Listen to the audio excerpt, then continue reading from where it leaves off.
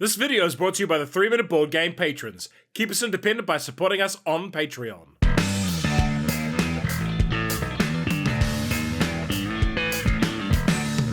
Kia ora koutou, and welcome to Citadels in about 3 minutes. It has no solo mode, it's a game for 2 to 8 players, playing time is short, and it's a pretty simple game. In Citadels, you are trying to build up your city to be the best and brightest of them all. Can you manage dealings with the local criminals, nobles, merchants, and clergy better than anyone else? The game ends the round one player completes the 8th building in their city. The winner is the player with the most points, the majority of which is the gold value of your buildings. Card management. There are building cards and character cards to manage in this game. Drafting. Each turn you will draft a character card in secret. Set collection. Collecting all 5 colors or multiple cards of one color has benefits. Player turn. Each player starts with a hand of 4 random buildings and 2 gold coins. Keep your hand of building cards secret from the other players. Randomly determine a first player for the first round and give them the crown. It is now time to draft character cards, and this has slightly different rules for each player count. We will do a 4-player game here. First, shuffle the cards and deal 1 face down into the middle of the table. Then deal 2 face up in the middle of the table. This leaves the first player with a hand of 5 cards, 1 more than the number of players. They select 1 card to take and place it in front of them face down so no one else can see it. The turn continues with each player picking a card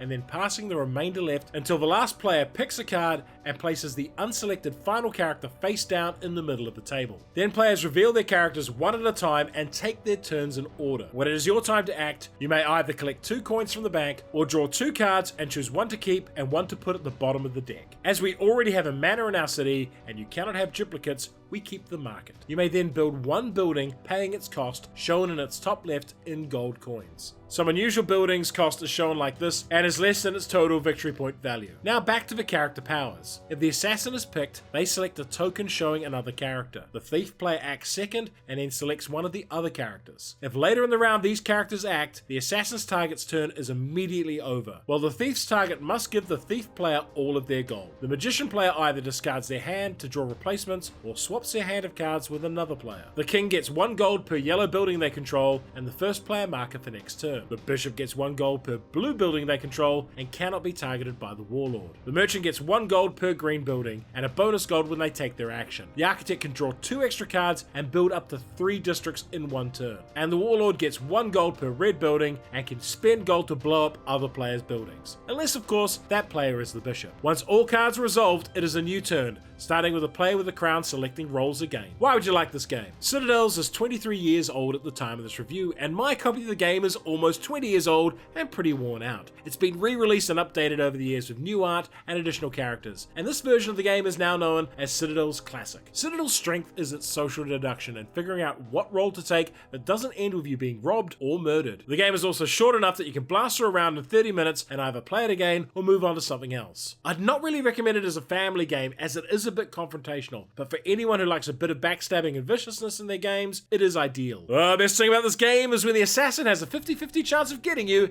and they still miss. However, while the game says 2 to 8 players, it's somewhat trash except at 4 to 6 players. The assassin and the thief are both pretty harsh on other players, and some people might get trapped in a revenge cycle, and you don't actually win the game by picking the assassin every time. This is also the game I've played where I have most frequently seen visceral and angry reactions from players. Be warned. For a more directly confrontational game, try Small World. And for something a smidgen less nasty, try Mission Red Planet. Citadels, the C word of board gaming. And if you enjoyed this video, hit the notification button, like, share, and subscribe to the channel.